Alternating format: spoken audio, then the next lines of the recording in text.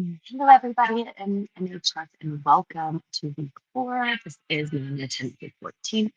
Um, we're going to have a really lovely week. I can't wait to see some of your poetry responses this week. So I just wanted to take a moment to just go over a couple of expectations. And then as we are finishing up and rounding up, I'm going to walk through a poem to give you some ideas of what you could do for your poetry museum. So a couple of things that I wanted to show you. I have APA lecture notes and an APA guide here.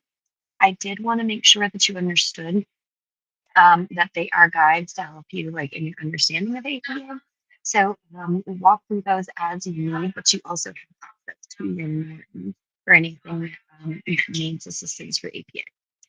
All right. So for this week, we're going to do a couple of things. One is you're going to be continuing your rhetorical presentation discussions. I've been really enjoying what I've been seeing so far, and you all are doing such a lovely job. And thank you for your diligence. This week it's Briley, Lilia, and Marissa. And so I really look forward to seeing what you all have to say. I've been absolutely so impressed.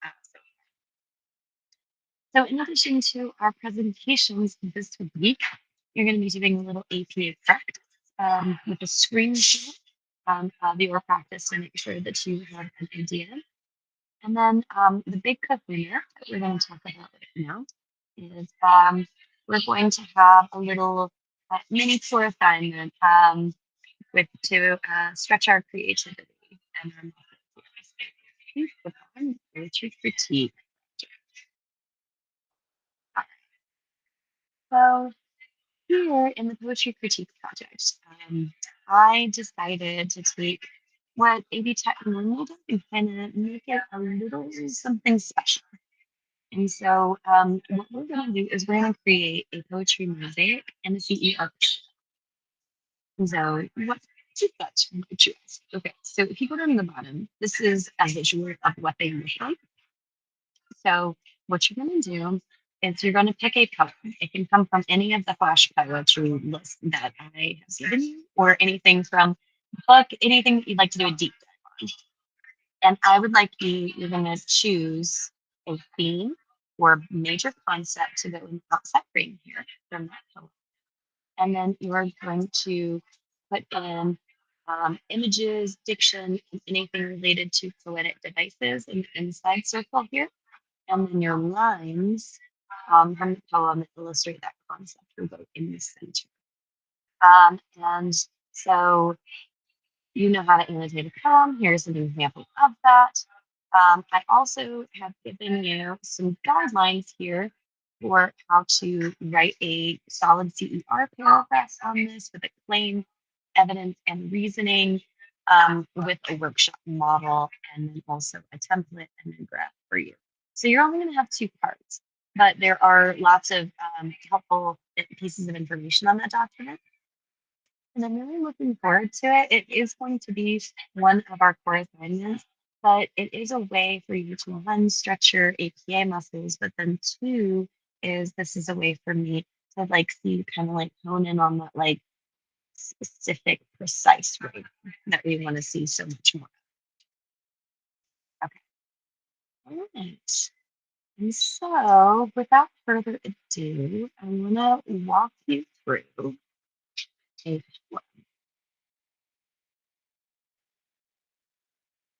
okay. All right. And so this is um, an analysis that was done by a pseudonym, and it is not a culture mosaic, but I thought that it might be helpful to give you an idea of how to walk through a. So let's start with,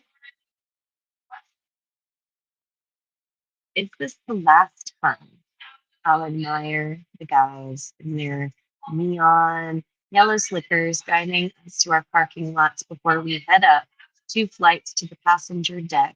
The cafeteria where man in black derby and black suspenders nods and smiles.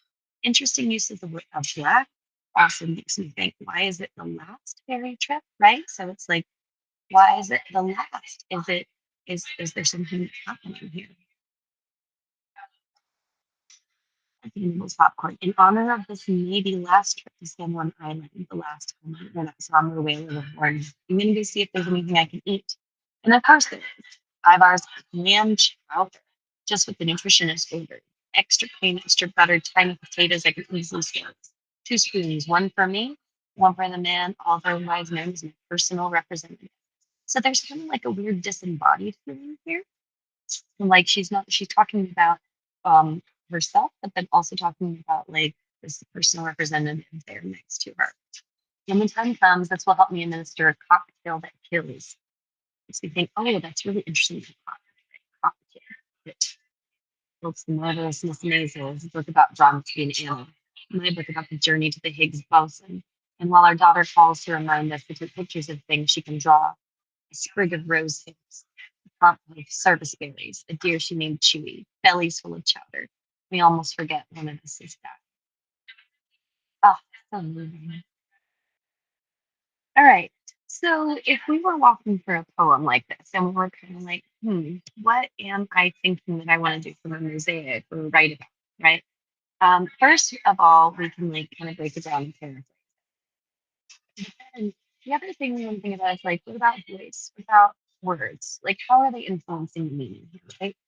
So the diction and syntax is informal in order to create that personal sense of tone, and that creates a persona and an omnipotent view of the speaker. And so we also have this like use of figurative language in this, right? So like this connection to like chowders and like the mundane, like this fragments of imagery because of this like idea of like death and ending, right? And so we also think about it as sound. It's very stream of consciousness. It like moves in and out. It has a strong rhythm. And because of that, it doesn't have like a specific pattern that it's following. And those structural shifts create a way to have like stark moments of reality come in with like one of us is dying and a constant reminder that like this is going to end this relationship, these people, this she will die. And so, one theme that you could approach with this is that it's despite the universal nature of mortality, its imminence often causes a sweeping emotional shift with reflection, and that it's describing the mundane as like a way of a bittersweet reflection of mortality. So, those are some different ways that you can kind of approach poetry as you're thinking through them in a more critical way. But regardless, I am looking so forward to seeing your mosaics and your paragraphs and all of the presentations have been wonderful so far. So I can't wait to see more of you. Hope you all have a wonderful week. Talk to you later. Bye.